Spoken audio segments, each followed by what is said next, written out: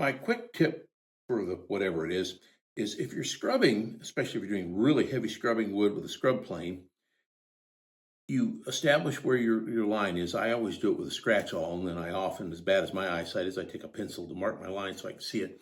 Then I take my plane and I kind of take a 45-degree bevel off of there.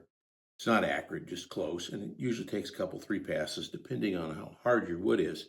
That way, when you're scrubbing off, you're not tearing down past your liner, you're not tearing out big chunks. Otherwise, if you don't do this, you'll often find you're going to get big, huge splinters out the end, especially if you're using really disagreeable woods like fir and that kind of thing. Maple also is quite bad.